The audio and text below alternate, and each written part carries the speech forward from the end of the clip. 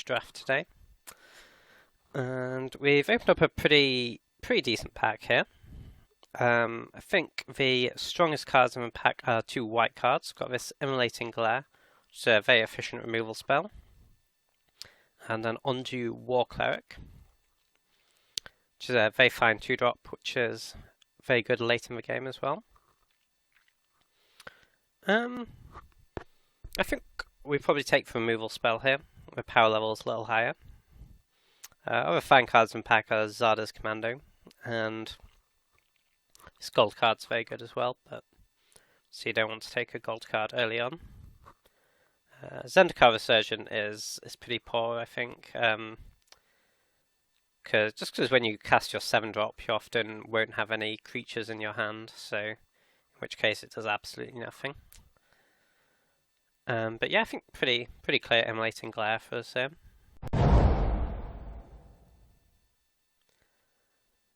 And I've got a few fine options to follow it up with here. Zarda's Commando is a fine 2-drop. We also have a Grip of the Royal, which is a reasonable tempo play. Not the strongest pack. No, not any cards I'd really want to take second pick, but there you go. If you want to stay on colour, there's two serviceable white cards here. But I think we probably just want to take this Zarda's Commando. I think it's just the strongest card in the pack. If you're looking to build a red aggressive deck, I think this is a very key card.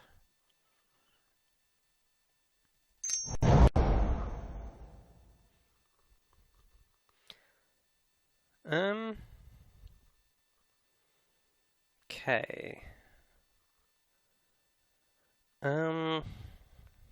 So nothing really in red or white for us here. Got a couple of decent green cards in Sand Summoner and Embodiment of Insight. Out of which I think I'd take the Sound Summoner, just because in green in particular there's a lot of 5-drops. So I think you generally want to prioritize cheaper cards over them. There's also a Cultivator Drone, which is good in the Blue Devoid decks. But I think I prefer the Sound Summoner here. I think just looking at what we've got already, I think the power level is quite similar, but looking at what we've got already doesn't really lend itself to a Devoid deck at all. So I think Sound Summoner is probably a better pick. Okay, so this is a pretty late Devour in Flames, so I'm just going to take it. I think it's something of a signal to see this card so late. You normally, you wouldn't really expect this card to go 4th. The drawback I found with this card is almost never an actual drawback. Generally, you're not casting this on turn 3, you're casting it when you have enough lands in play anyway. I think it's a pretty clear pick. There's Shouldered Shoulder is fine as well. This is Seer's Lantern, but pretty clear Devour in Flames for us. Okay, so if you're in a very aggressive red deck, Press into Service is a fine piece of top end. There's also Holdout Settlement, which if you do want to play colourless cards or have colourless mana requirements in your deck, then that's a pretty good way to do it. Also see Lead by Example, which is a fine combat trick. And Timber Gorge would be a reasonable pick as well, I think. I'm going to take the Press into Service here, though. It is a very high impact card if you're in the right deck for it. I think it's worth speculating on, given that we're really not passing up very much here. Okay, this is kind of a late Lagak. I think now might be the time to try and move in on green.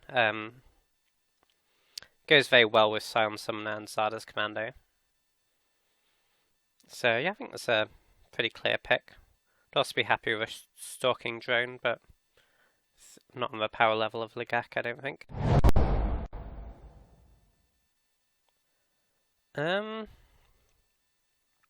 So we've got a few options here. I've got a Draga auxiliary, which if we were looking to play this immolating glare, I think would be a pretty clear pick. But I think at this stage we're not. Like, we've seen almost no white, really. So then it's between Netcaster Spider and Stalking Drone. Don't want to take Loam Lava here. And I think I like Stalking Drone. Like, even if you don't have that much colourless mana in your deck, just having a 2-drop you can support onto is pretty important. Okay, well having just past that auxiliary, we get past an Expedition Raptor. And this is pretty late for that card.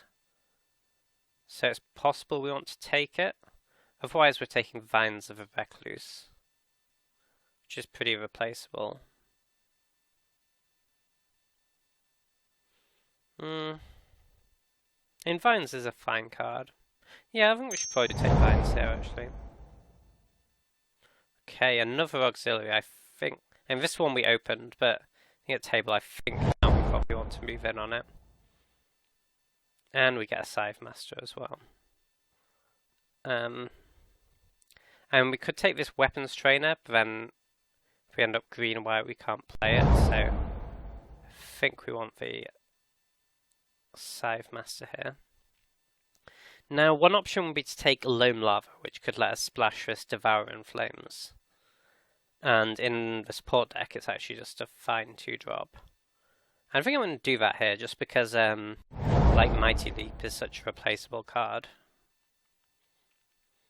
Sure, I'll just cut green, I guess. Lead by example may well make the cut. Okay, so we could be... We're looking fairly heavy green at the moment, but then our second colour, we're open to being either white or red.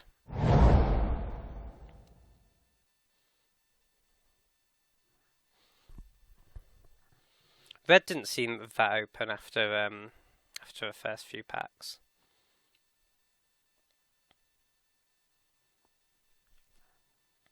But then we really didn't pass very much of it, so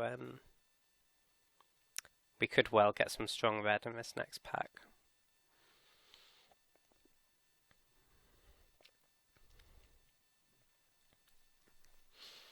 I just hope we didn't put anyone into green-white by passing that Drago auxiliary. Not a great pack to open. I think we just want this Sun Summoner. It's not an exciting card, but it's fine. It's good in the support deck. There's not a lot else for us, really.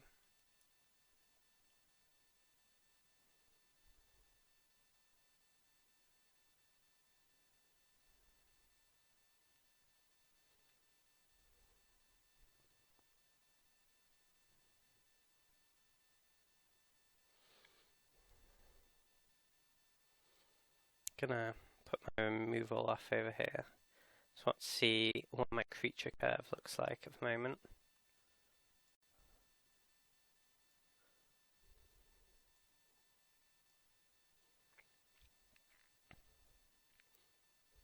So we're not doing badly on getting the cheap creatures. We'd like some more support cards, definitely. If that is the direction we're looking to go in. Okay, this is kind of a critical pick. So if we knew we were green-white, I think we'd take the Isolation Zone here.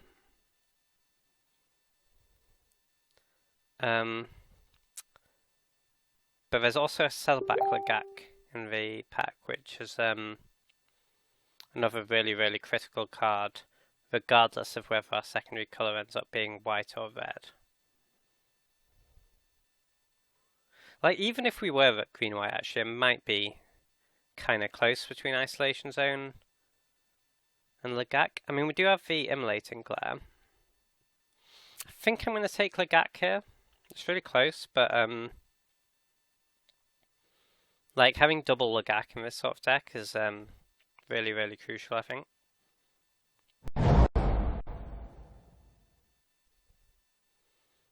Okay, so there's now an Embodiment of Fury here, which is a brilliant red card for this deck.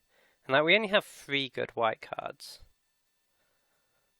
So if we take out these, we've got, I think, a very serviceable green-red deck. If we wanted to be safe, we could take this Path Warden. But I think like the power level's so much higher on Embodiment of Fury that I think that's a pretty fine pick.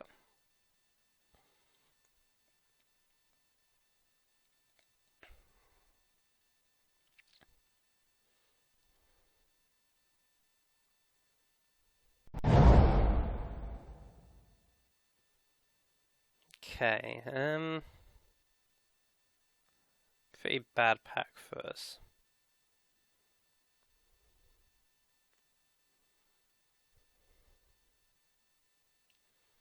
I think we just take the Cinder Hellion, and we could kind of hedge by taking this core Sky Climber.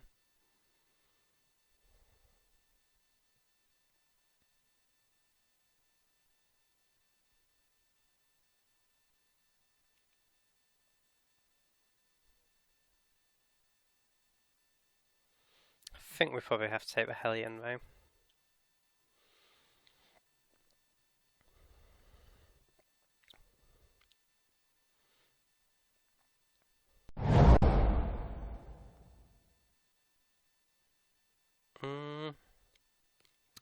Not a lot here. Guess we just take this Brute Strength. That's a really late Cyclone Sire. Like, blue is obviously really open in this direction. I think it's definitely too late to move in on that though.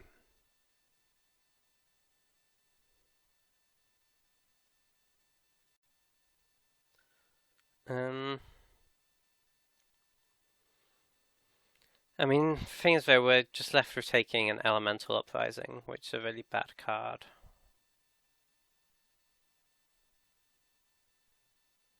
It's not impossible that it makes the cut, I suppose, but...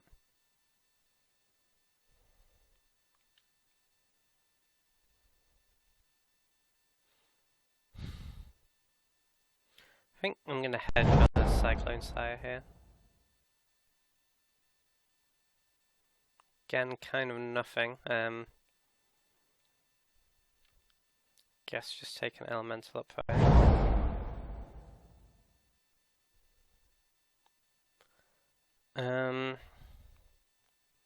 Yeah, this pack hasn't been good for us.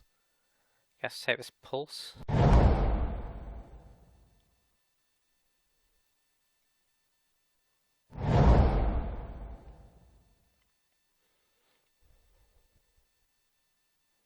I mean, it's possible we should have just moved into blue in this pack, but and hoped to get.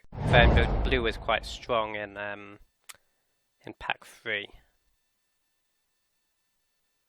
But it just seemed like way too late, really. Oh well, I think our deck will end up being like serviceable.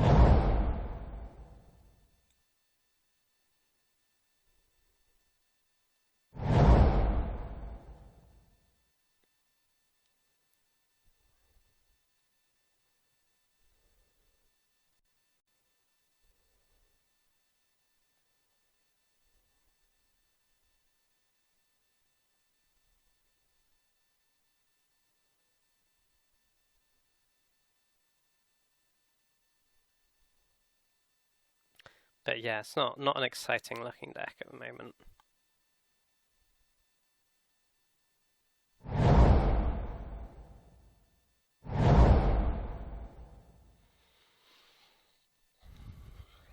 Okay, well hopefully we get hopefully we get some strong stuff out of pack 3. So we open up a Touch the Void and a Vile Aggregate. Like Vile Aggregate doesn't look amazing in our deck. Got 1, Well, I mean, I suppose each of these make two colourless creatures. I think we probably just want Touch the Void, though. Don't have a lot of removal.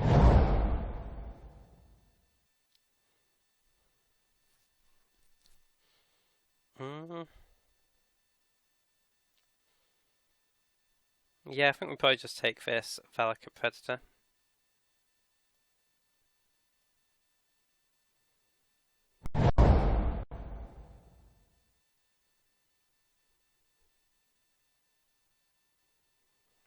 Okay, kind of nothing here.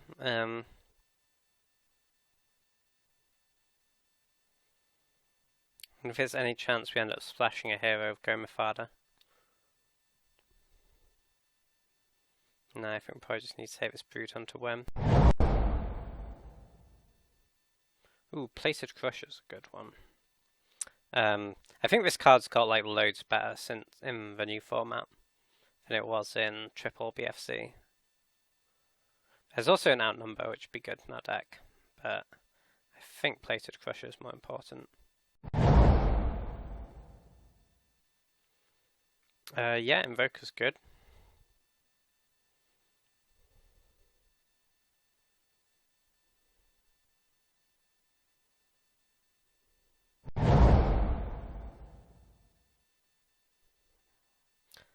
I think this is kind of close between second Invoker and a Sure Strike. I think we probably just want the second Invoker. I'll take this Sure Strike. Our deck's definitely aggressive enough that we can punish slow draws from our opponent. But the power level is pretty low.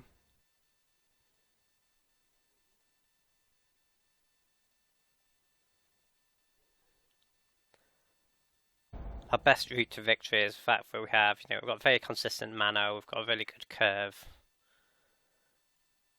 We can hopefully just punish slow opponents.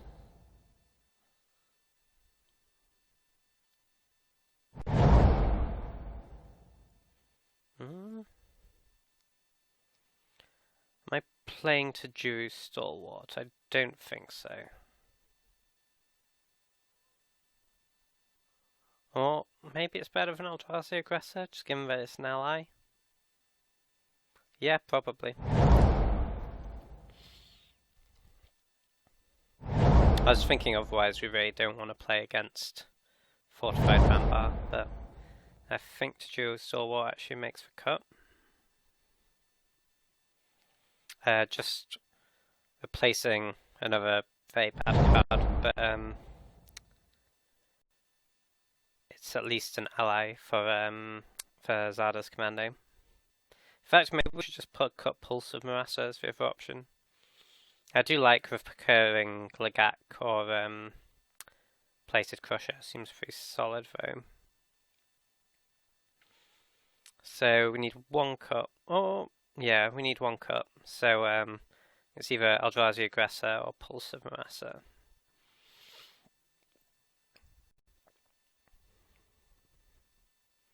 I think I actually like all these combat tricks.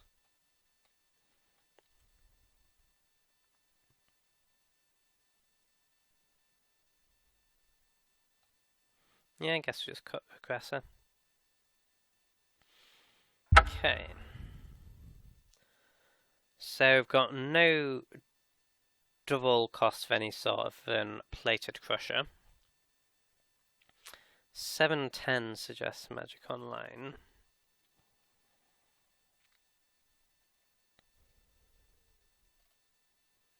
And it's either 7/10 or 8/9.